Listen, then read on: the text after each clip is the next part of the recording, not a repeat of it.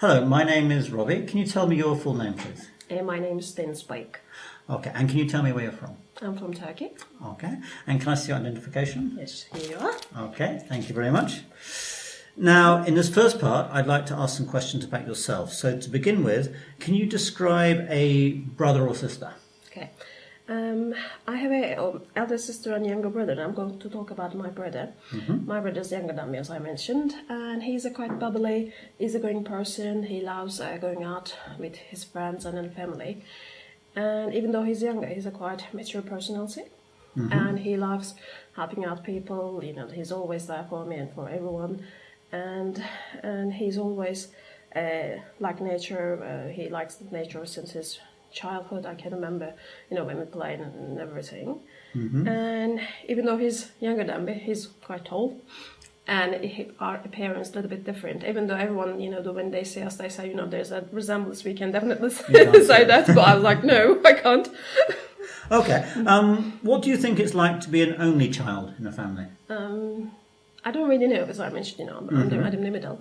But I assume it might be some, you know, the pros and cons as, you know, being the only one, which means you can actually get whatever you like because you're the only one. You know, when you have extra sisters or brothers, it might be a little bit difficult. You know, you might think about the others first. But on the other hand, only child means maybe they might know to share, you know, the things with the others. But again, it depends on where or how, which, you know, the family they actually brought up, you know, or, you know, born. I mean, they can actually learn these things.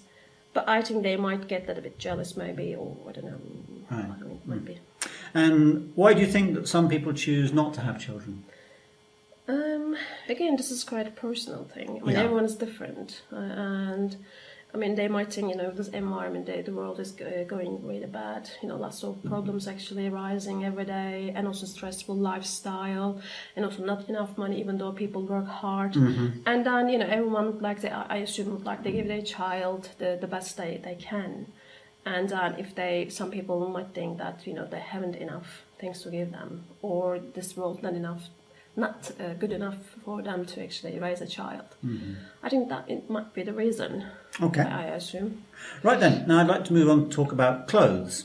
How much money do you spend on clothes? All right. I mean, like every girl, I love clothes. I love fashion as well. But I mean, I am quite careful about, you know, what to buy or not to. You know, it depends on the season, if I need it. And then I assume I don't really spend much. But again, if I like something, like, I don't know, new dress and everything, I know I can definitely go and buy. So it depends, actually. It depends on my mood. Okay, and you like to follow fashion? I mean, I love fashion, but it doesn't mean that I follow. I mean, I know which colors suit me, or, you know, which brands I know. And if I can say, you know, the brand I love, you know, has a new, you know, kind of clothes, or, you know, new season they come, and I definitely go and have a look. Okay. What colours do you think suit you? I mean, I love blue, and then, you know, the shades of blue. But I mean, many people say actually I should also go for brighter colors like yellow or red. But yellow I don't really like. I really hate yellow. I don't know why. But I think one point maybe they are right, you know, because of, you know, you have to actually listen to what people say. Okay. And how do the seasons affect what things you choose to wear? Seasons are quite important. I mean, imagine, you know, if it rains every day, which means you will have a grey weather, and then you sometimes need to cheer yourself up. That's why you need to have some kind of bright colours. If the season's summer, you know, the sun is there, quite, you know, you're all over the bubbly, happy, and then, you know, everything is kind of shines. And that's why maybe the colours that are not important. But if the winter, I don't know, the grey weather, you know, the rains, you need definitely the bright colours around you. And it is definitely important, I guess. You know. Okay. Right, I'd like to move on to talk about national parks. Does your country have national parks? Yes, Turkey has lots of national parks. And from west to east, you know, from north to south, we have quite huge country. Turkey is a really big country. And then that's why, you know, we have different actually temperature and then different seasons. And then we have all seasons. So that's why we have a really good national parks, different breeds of animals and different type of plants there. Okay. What do you feel makes a good national park? I think people nowadays has a, you know, quite stressful lifestyle. That's why, I mean, having this sort of national parks around you actually makes you feel better. I mean, if you live in a city like you really need to go somewhere else to feel a little bit kind of relax, and then think about it, not to forget about what you have been doing or to stress things out. That's why I think it's really important just to see different scenery.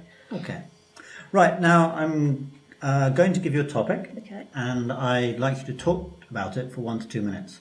And before you talk, you'll have 1 minute to think about what you're going to say, and you can make some notes if you wish. Right, okay. Do you understand? Yeah, okay. Okay, so here's your topic, and take your minute.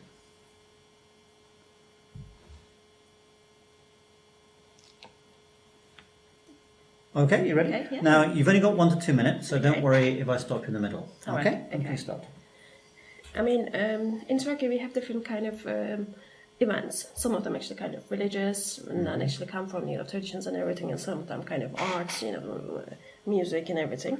But I'm going to talk about the religious festival we usually have twice a year. One of them is really, again, religious, and then many people actually try to do it because they believe in, that it's something important to do.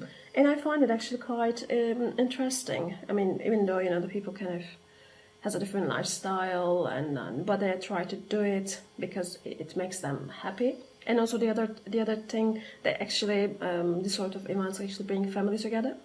And also this is the time you actually see your friends and families as well. That they come and then share and then they celebrate and then talk about the things they have been doing. Maybe as I mentioned, because stress lifestyle, and it's not easy to see everyone kind of together.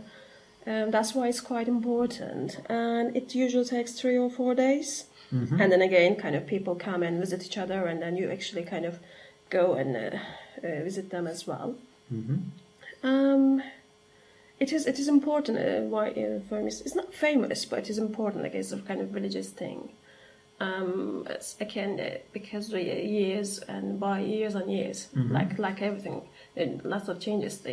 This religious festivals actually kind of change as well. Instead of people visiting, the friends and families, they kind of go somewhere else abroad, or I don't know, just use them as a holiday. I think this is the part that makes me a little bit sad sometimes. Okay. I mean, it's better to go and visit family and the parents. They expect to actually see you. Okay, that's fine, thank you. Do you find that in this festival you would often get foreign visitors? Yeah, some. I mean, if people, those foreign people, they're just there bound to be there.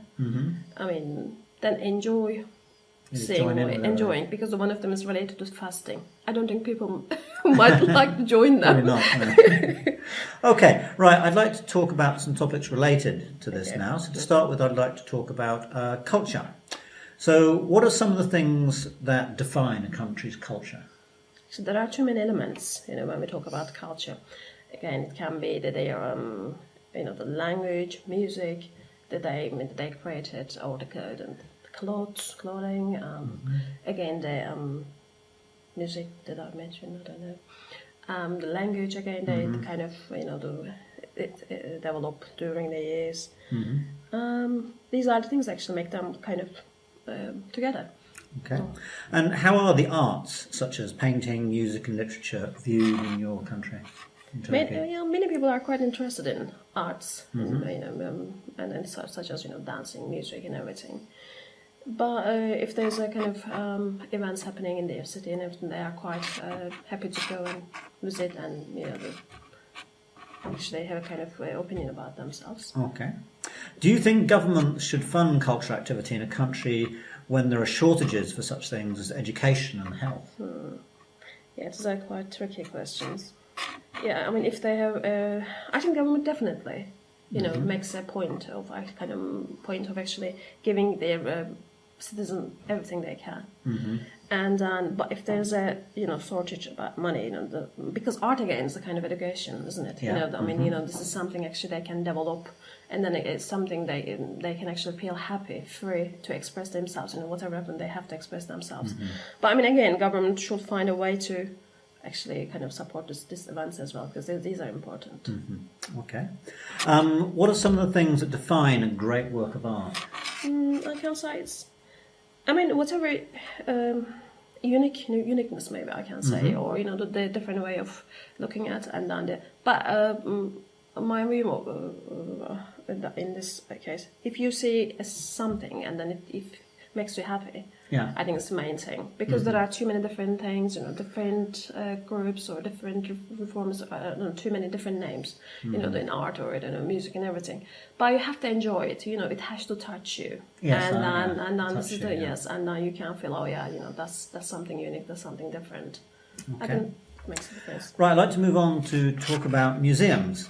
What kind of things come to mind when you hear the word museum? I think museum.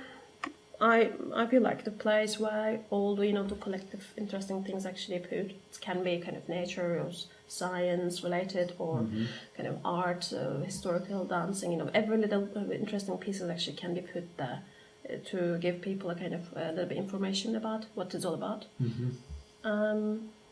Okay. What advantages, if any, are there to having museums in a town?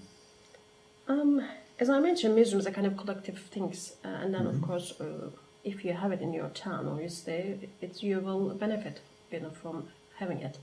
I mean, if you give people education or a little bit information about the nature and everything, it will be beneficial to have it in your, doorstep. You can at least take these kids and then show them, what it's all about, and then actually they can kind of create a curiosity. And then maybe, their mind, develop. Even they might choose this subject as a, the job, and then, they can actually go and, study. Okay. How can we get young people to visit museums more? Oh, yeah. Again, youngsters, their mind is everywhere, and then you have to definitely grab their attention. Yeah, I mean, the curious, they are curious about everything. That's why you have to actually reach them and then to tell why they need to go there, to explore, and then everything is there. They can actually interact maybe the different exhibits there, the interesting things, events and everything. And then this is the way actually they can develop imagination, and then this is the way maybe they might get inspired by the things they see there. Okay. And do you think museums should be free, or should they charge for entry? I think they should be free. Yeah. Okay, I know it must be difficult to run if many people don't go there, and they need definitely fund or donations. I think what they can do to when people go there, they might ask for donations. Right. I mean, small donations maybe, or maybe government can fund them. I don't know. Okay. Well, thank you very much. That's the end of the test. Right.